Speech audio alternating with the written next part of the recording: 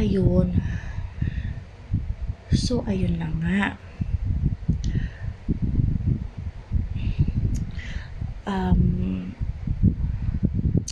Kung di ako nagkakamali, nagkaroon ng bagyo dito last year. July 21 yung first day ng bagyo. And Lunes yun. Pakicheck na sa kalendaryo. Basta Lunes, July 21. Mga around 4 a.m.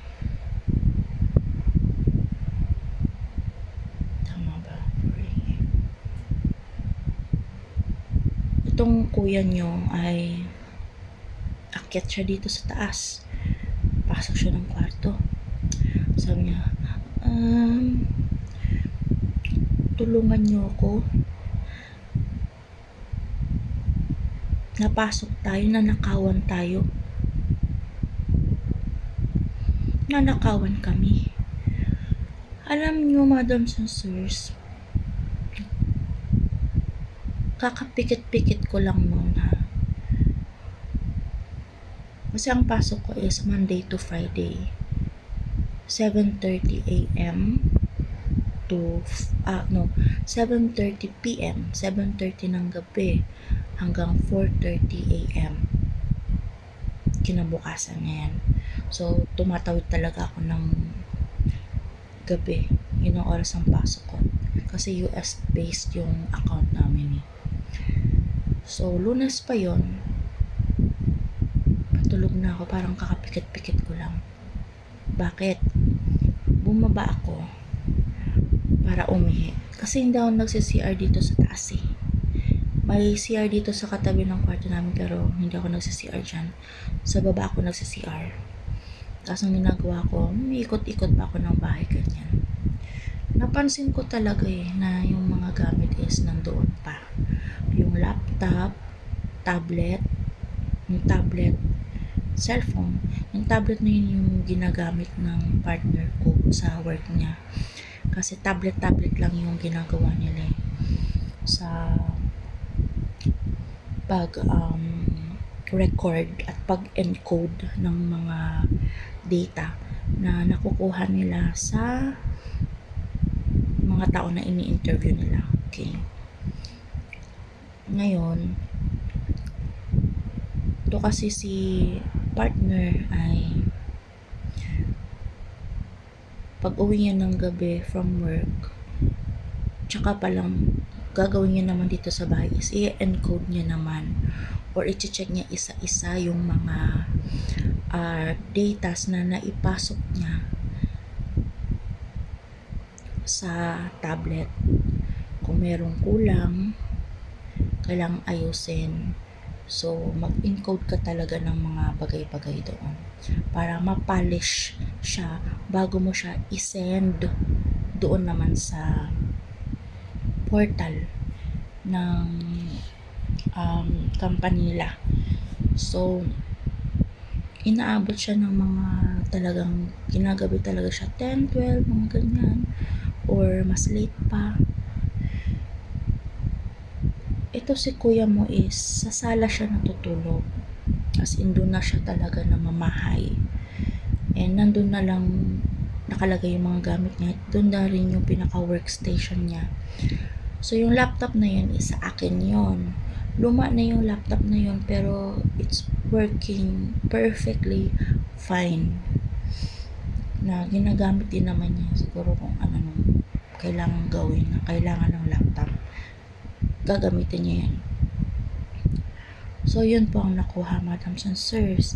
Laptop, tablet, cellphone, at may pera pa pala. So, ang ginawa namin ay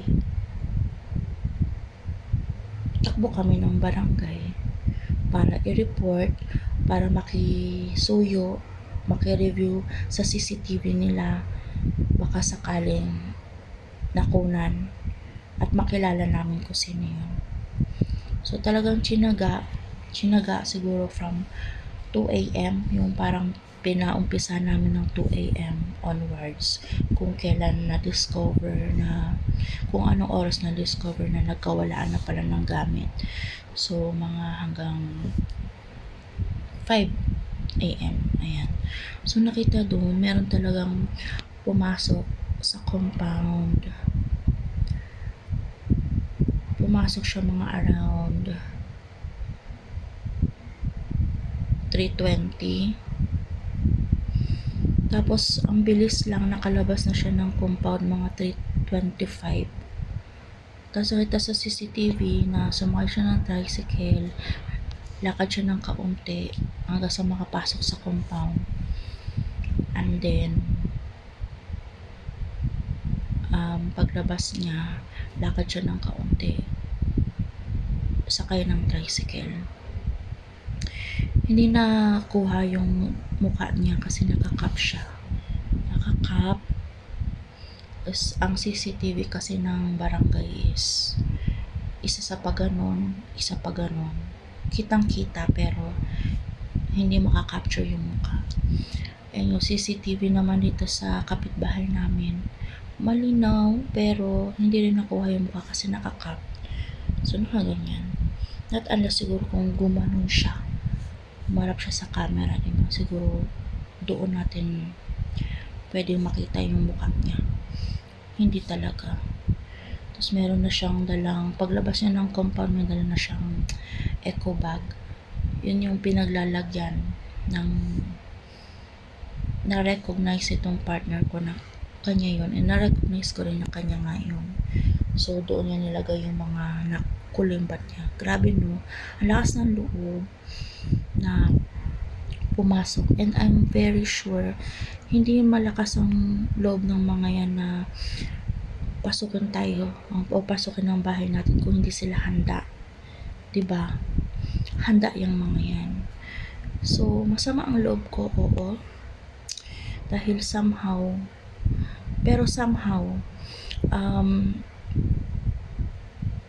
nagpapasalamat ako dahil ligtas kami. Kasi kung sakali, baka na nakita ko, kasi isipin yung timestamp, kakapikit-pikot ko lang nun, so ibig sabihin kaka-akyat ko lang, kasi umihi ako eh. Diba? So naisip ko, paano kung nakita ko siya? Anong mangyayari? Pagpasok niya ng pintuan sa sala is nandun na natutulog si mga Ricardo. Baka anong gawin niya? Magkaroon ng komosyon, mga ganyan. So kahit papano, masakit, mahirap tanggapin. Mahirap yung nangyaring yun. Pero nagpapasalamat ko kay Lord at ligtas kami, walang nangyaring masama sa amin. Siyempre, na-report sa police, kailangan i-report sa police. Kasi property ng government yung nakuha yung tablet. Kailangan i-report yun.